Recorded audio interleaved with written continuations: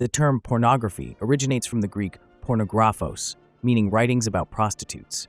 Pornography itself has been with us long before ancient Greeks and is something everyone has an opinion on, no matter where you live or how old you are. Pornography existed in early human tribes, though its form varied. Early depictions appeared in cave paintings and carvings dating back to around 30,000 BC, showcasing fertility symbols and sexual acts. The Venus figurines, small statuettes of women with emphasized sexual features, were widespread across Europe. These artifacts, from the Upper Paleolithic era, spanning from approximately 28,000 to 20,000 BC, are key evidence of early pornographic tendencies. Anthropologists suggest such depictions served ritualistic and educational purposes, ensuring fertility, maintaining social cohesion, and transmitting cultural norms related to sexuality. In ancient Egypt, papyrus scrolls and tomb paintings reveal explicit sexual scenes, indicating societal acceptance. These depictions were tied to religious beliefs, aiming to invoke fertility blessings from the gods. Ancient civilizations viewed these portrayals with reverence, not obscenity, highlighting different cultural perceptions of pornography. Ancient Mesopotamia harbors a rich history of human sexuality, including early examples of pornography. By 3000 BC, Mesopotamians depicted sexual acts through explicit figurines and cuneiform inscriptions. Notable are the Priapus figurines, with exaggerated male genitalia, believed to symbolize fertility and pleasure. Sexual scenes also appear in early Mesopotamian literature, such as the Epic of Gilgamesh from around 2100 BC, which describes intimate relationships, particularly between Gilgamesh and the priestess Shamhat. Temples dedicated to the goddess Inanna or Ishtar, the deity of love and sexuality, featured explicit artwork and relics celebrating eroticism. Archaeological findings from this era provide a comprehensive understanding of the ancient Mesopotamians' open-mindedness regarding sexual expression and its depiction. Mesopotamians employed various media to express sexuality. Clay tablets with cuneiform text often featured erotic poetry and narratives. Sumerian love poems between Inanna and Dumuzi exhibit romantic and sexual elements, early examples of erotic literature. Cylinder seals used to stamp documents sometimes depicted sexual activity. These artifacts suggest sexual imagery was prevalent in both formal and informal contexts. Sacred prostitution offers insight into societal views on sexuality. Women known as Naditu served in temples and engaged in ritual sex, believed to ensure the land's fertility and prosperity. This practice was considered a divine service, not immoral. Public and private depictions of sex were integrated into societal norms, indicating a nuanced understanding of human desires and divine influences. Artifacts from this period demonstrate their sophisticated and multifaceted approach to human sexuality, transcending mere physical gratification to encompass spiritual significance. Erotic imagery appeared on everyday items like pottery and household artifacts, indicating that sexual expression was common across various societal levels. This suggests that sexual themes were integral to daily life, transcending class boundaries. The symposium, a key social institution, included entertainment through music, wine, and sexual play, where erotic art and sexual activities were openly displayed. Greek mythology influenced the representation of sexuality, with gods like Aphrodite symbolizing sexual desire and beauty. Myths involving gods and mortals often contained erotic elements, such as Zeus transforming into a swan to seduce Leda. These stories were popular in art and literature. Female homosexuality was also a common theme. The socially accepted practice of pederasty involved an older woman, or erastes, forming a bond with a younger girl, or eromenos, encompassing educational, mentorship, and sometimes erotic aspects. Homer's works, including the Iliad and the Odyssey, reference such relationships and the beauty of the female form. Ancient Greek society's views on sex were integrated into daily life, with little distinction between public and private expressions of sexuality. Erotic imagery extended beyond pottery, appearing in sculptures and frescoes. Ephesus, famed for its Temple of Artemis, showcased various erotic art forms. Both public buildings and private homes featured provocative scenes, including female homosexual and heterosexual themes. These depictions often illustrated couples and group activities, reflecting diverse sexual practices in Greek society. Erotic art served not just as decoration, but also conveyed social and moral messages. Vases and murals depicted sexual education scenes, acting as didactic tools in domestic contexts to educate young women about societal norms. Notably, such art did not provoke public outcry or moral panic, as sexuality was viewed as a natural aspect of life. Ancient Greek philosophy, with thinkers like Plato and Aristotle, explored the ethics and roles of love and sexuality, intellectualizing these topics. Legal codes further reveal Greek views on sexuality. Laws regulating prostitution, marriage, and adultery underscore the societal importance of sexual conduct. Prostitution was legal and regulated, while adultery incurred severe penalties, highlighting the Greeks' nuanced approach to sexuality within their social and legal frameworks. The Greeks achieved a balance where sexuality was neither hidden nor fully exposed, influencing Roman views and later Western civilization. The adaptation of Greek erotic art and ideas into Roman culture perpetuated these themes, showcasing their lasting impact. The balance between naturalism and idealism in Greek art extended to its treatment of sexuality, emphasizing human desire's role in cultural expressions. In ancient Rome, pornography differed greatly from modern interpretations. Romans didn't separate explicit materials from other artistic works. Erotic imagery was prevalent in Roman culture, appearing on everyday objects like pottery, frescoes, and mosaics. Pompeian homes often featured frescoes depicting sexual acts. The secret cabinet in the Naples National Archaeological Museum contains a collection of erotic art from Pompeii and Herculaneum, including statues, amulets, and household items adorned with explicit scenes. Romans viewed sex as a normal part of life, and their art reflected this openness. However, their approach wasn't entirely without moral boundaries. The poet Ovid, in Ars Amatoria, provides advice on love and seduction, but also hints at societal norms for appropriate behavior. Despite the acceptance of erotic art, the Romans had a complex relationship with sexuality, balancing liberal expression with societal expectations. The House of the Veti in Pompeii exemplifies the integration of erotic art in daily life. Its walls are adorned with numerous explicit frescoes. Early archaeologists often hid or censored these artifacts, deeming them obscene by contemporary standards. Over time, however, these works have been re-evaluated within the broader context of Roman life, art, and culture. Scholars now study Roman erotic art to better understand ancient attitudes towards sex, power, and social norms. The explicit scenes on pottery, mosaics, and walls were not merely pornographic, but also symbolic and educational. They illuminate the daily lives, beliefs, and practices of the Romans. Roman erotic art adorned public spaces like baths, taverns, and brothels, serving purposes from advertising services to celebrating sexual pleasure. The Roman god Priapus, symbolizing fertility, frequently appeared in these artworks, his exaggerated attributes representing abundance and protection. Sexual imagery also permeated religious practices. Phallic symbols, seen as protectors against evil, were common in household shrines and public buildings. Temples dedicated to Venus, the goddess of love, often showcased erotic art and rituals. Stoic philosopher Seneca condemned excessive indulgence, advocating for a restrained, virtuous lifestyle. Roman erotic art intersected with power and social hierarchy issues. Depictions of sexual acts involving slaves, courtesans, and conquered peoples highlighted Roman views on dominance and control.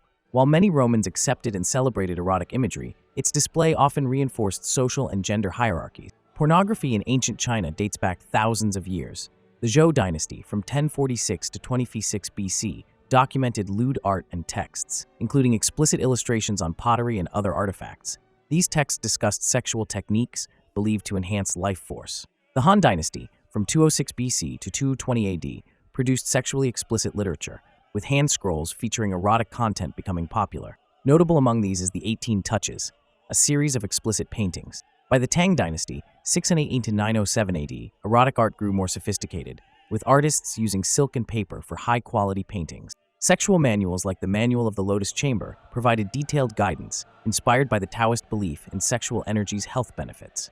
During the Song dynasty, from 960 to 1279 AD, woodblock printing enabled mass production of erotic books, making pornography more accessible. The Qing dynasty, 1644 to 1912 AD, imposed censorship, but underground circulation persisted, with erotic art and texts secretly produced and distributed. During the Sui dynasty, from 581 to 618 AD, erotic art and texts evolved. By the Tang dynasty, renowned poets and artists sometimes crafted erotic works. This period saw the creation of the Spring Palace.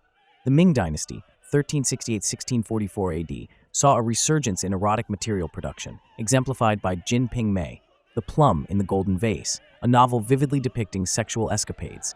Despite government efforts to curb its distribution, public fascination with erotic art persisted.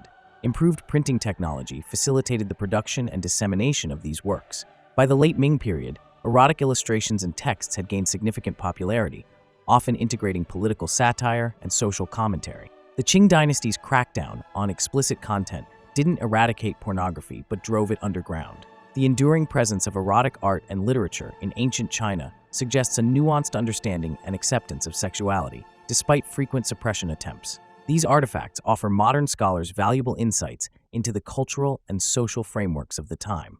While the Middle Ages, spanning roughly from the 5th to the late 15th century AD, are often associated with strict religious and cultural norms, it is crucial to recognize the period's private dimension concerning sexuality and eroticism. Contrary to popular belief, medieval societies were acquainted with erotic art, literature, and symbolism. Manuscripts like the Roman de la Rose, written in the 13th century, reveal sexually explicit themes. This allegorical poem, known for its exploration of romantic and sensual love, was widely read and influential. Additionally, medieval churches, despite being centers of religious conservatism, sometimes housed erotic carvings and illustrations, often hidden within the margins of illuminated manuscripts or as subtle details in larger artwork. These depictions served various purposes, from social commentary and moral lessons to artistic amusement. Archaeological finds have unearthed items highlighting that medieval people had complex and nuanced attitudes toward sexuality.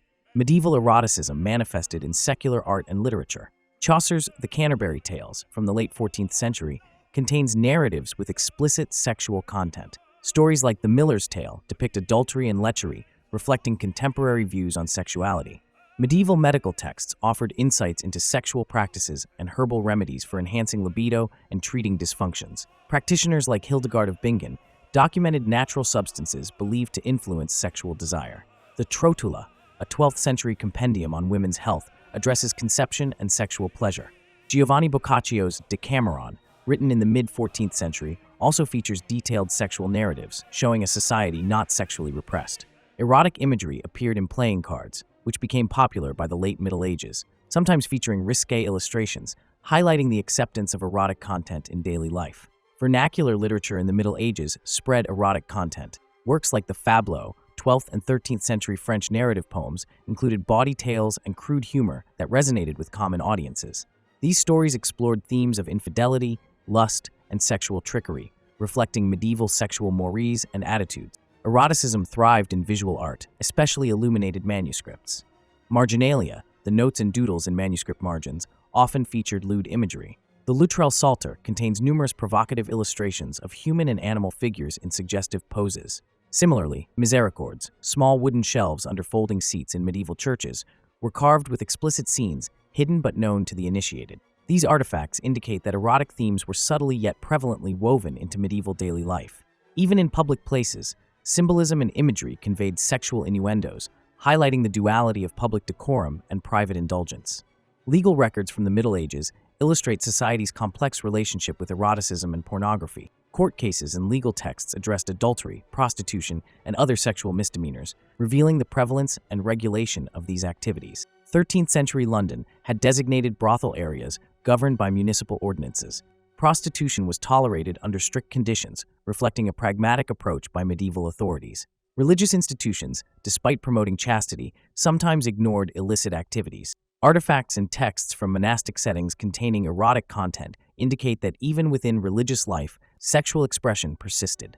Private letters and diaries from the medieval period provide personal accounts of sexual relations and desires, showcasing that eroticism was integral to personal life. From the 18th to 19th century, pornography evolved significantly. Explicit materials were often shared anonymously through literature. Erotic books and pamphlets became prevalent in Europe, with France and England as central hubs. Notable works include John Clallan's Fanny Hill, which faced numerous legal battles. In France, the scandalous Thérèse Philosophe circulated widely, blending eroticism with philosophy. The rise of printing technology allowed for broader distribution. However, these creations often led to significant censorship campaigns. In England, the Obscene Publications Act of 1857 aimed to curb the distribution of obscene materials. In France, the Napoleonic Code of 1810 heavily regulated moral conduct, directly impacting erotic publications. These laws reflect societal tensions as the public grappled with morality versus free expression. In the 19th century, the Industrial Revolution significantly impacted pornography. Advances in printing and the advent of photography transformed the production and distribution of explicit content. Early photographs, known as daguerreotypes, were used to create erotic images. By the mid-1800s, erotic photography flourished, especially in France. Illustrated erotic magazines, such as La Vie Parisienne, offered a more visual form of pornography. In 1873, the Comstock Act in the United States imposed severe restrictions on mailing obscene materials, reflecting similar trends in Europe, where governments sought to control pornography. Figures like Anthony Comstock, a fervent anti-vice advocate, played significant roles in these censorship efforts. The clash between advancing technology and strict moral codes underscored the era's cultural conflicts. The portrayal of women in 18th and 19th century pornography mirrored societal attitudes, often depicting women as passive or immoral, reinforcing gender stereotypes. Despite this, pornography consumption transcended class boundaries, with both aristocrats and commoners seeking erotic materials, revealing a collective fascination with sexuality. In Japan, the Edo period saw the rise of shunga, erotic woodblock prints that enjoyed widespread popularity. These prints explored diverse sexual themes and were less stigmatized compared to European counterparts. Underground markets thrived, indicating strong demand despite legal prohibitions. By the late 19th century, pornography's intersection with emerging feminist movements added complexity. Some women began producing erotic literature, challenging male-dominated narratives, though they often faced harsh societal backlash. The period concluded with the moralistic wave of the late 19th century Victorian era, imposing stricter censorship and shaping public discourse on sexual expression. Pornography has evolved significantly with the internet and digital technology. Before the internet, it was mainly distributed through print magazines, VHS tapes, and DVDs, with Playboy and Penthouse mainstreaming adult content. The late 1990s marked a transformation as internet proliferation brought unprecedented access and anonymity to users. The global pornography industry is worth billions annually. A 2003 Durex report indicated that 70% of men and 30% of women watch pornography. Increased internet accessibility has profoundly impacted societal attitudes towards sex and body image. A 2008 University of Montreal study found internet pornography influenced young adults' sexual behavior expectations. Smartphones have further accelerated pornography consumption. Juniper Research reported that by 2015, over 500 million people accessed adult content via mobile phones. This surge raised social and ethical concerns, including addiction, unrealistic sexual expectations, and impacts on relationships. The rise of social media and user-generated content has transformed pornography consumption and production. Websites like OnlyFans, launched in 2016, offer a subscription model where creators can monetize their work directly. This platform democratizes content production, giving creators more control over their materials and earnings. A 2020 report noted OnlyFans had over 30 million users and 450,000 creators. High-speed internet and affordable recording technology have made it easier for amateur and independent producers to enter the market, diversifying content to cater to various niches. This democratization raises concerns about consent and exploitation. Non-consensual content distribution and coercive practices have emerged, leading to legal and ethical challenges. Pornography legislation varies globally. Some countries have strict regulations, while others are more lenient. Age verification is particularly pressing, as minors' exposure to explicit material is a sensitive issue. Legislative bodies continually adapt to address rapid technological advancements, balancing citizen protection and freedom of expression. The pornography industry's mental health implications have garnered interest from researchers and psychologists. Studies are exploring the effects of pornography consumption on mental health, with some suggesting a link between heavy use and issues like depression, anxiety, and relationship problems. However, the data remains inconclusive, necessitating further research to fully understand these dynamics. Educational initiatives and public awareness campaigns aim to address potential harms associated with pornography consumption. Programs focused on digital literacy, critical consumption skills, and healthy sexual behaviors are being implemented in schools and communities. These initiatives stress the importance of consent, respect, and balanced views on sexuality. Technology will continue to shape the future of pornography. Virtual reality and artificial intelligence are already offering immersive and personalized experiences. These advancements present new ethical and regulatory challenges. Ensuring safe and consensual content production while respecting individual freedoms will remain a key legislative and societal concern. And that was pornography, in its best and worst. Be sure to watch all of our documentaries as well, which definitely should have appeared on the screen by now. There's only 2 on the screen, but you can find more from our channel page. Let us know which documentaries you want to see next in the comments section below, and be sure to like and subscribe to our channel as well. Your one and only friend, History, but fast.